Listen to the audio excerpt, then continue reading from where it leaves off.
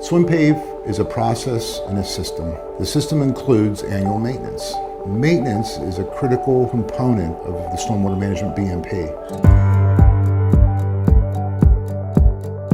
I travel all across the country talking to different regulatory officials, civil engineers, and groups about the process of installing the Pave system. The number one question that's asked on a regular basis is maintaining the Pave system itself. What does it take?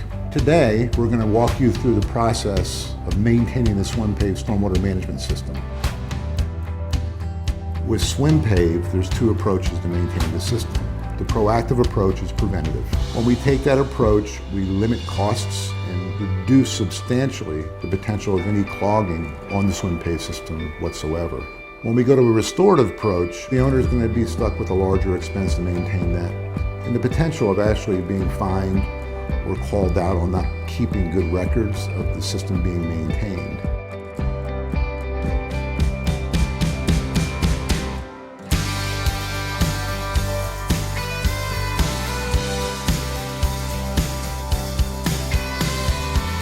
The maintenance of the permeable pavers starts with the initial inspection. You have to get out there and determine what you're going to do, because quite often there are varying degrees of what you might have to do. Pave recommends, from a preventative maintenance standpoint, is that you visit the site after the winter season and do a visual inspection of the site.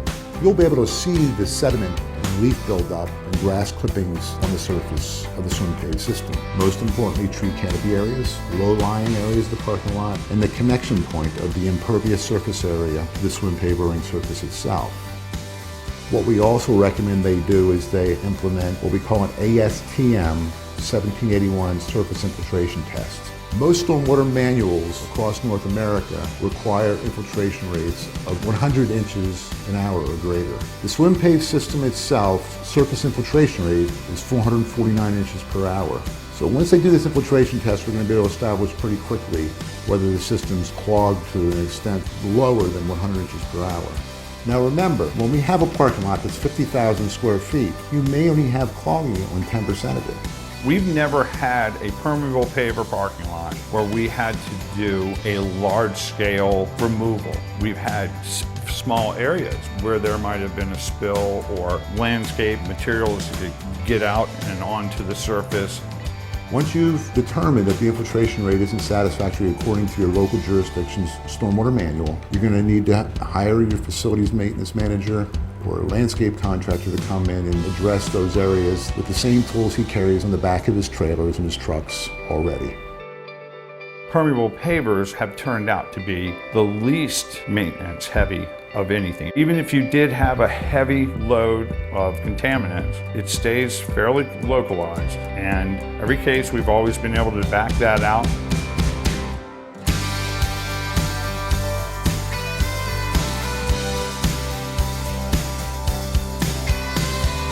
Restorative maintenance of the Pave system typically derives from neglect. The system has not been maintained, it's not been watched or inspected on an annualized basis. When we have restorative maintenance, we have larger areas of clogging. So now we go and we do that ASTM 1781 infiltration testing. That testing now reveals that we have little or no infiltration on a larger portion of the project. When we have that type of situation, we're going to need to start bringing in regenerative vacuum cleaners, or in a Cyclone CY5000 water vortex cleaning machine, which has a higher velocity and be able to suck the sediments out of the joint and void of the joint void system. The system's going to need to be re-swept with number 8 stone and recompacted. Once that joint is filled back up to the top surface, you can perform an ASTM 1781 infiltration test, and you will find that you've reinstated the infiltration back to 100% of its original infiltration rate from the day it was built. Also included in the Pave maintenance guideline is winter maintenance. One of the biggest questions I get asked is, can the Pave system be plowed? Well, absolutely. The Aquabrick Type 4L paver is designed with a chamfer, so a steel edge snowplow can slide across the surface of the paver very easily. People think of pavers, they think of snowplow. It's better than asphalt I'll tell you that. The snowplow goes right over, there's zero problems. Most of the time, by the time the snowplow gets there, it's mostly melted anyway, because it's melting much, much faster than the surrounding pavements.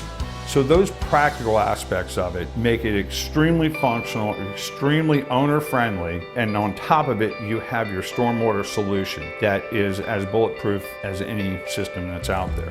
For us, it's been a home run as a contractor, and in several instances, it's been a home run for the developer from an economy standpoint. They actually saved money, were able to get better use of their land, and the maintenance on it is really minor in the grand scheme of things. And with a little bit of maintenance annually, there's no reason that I've seen that it can't last for decades.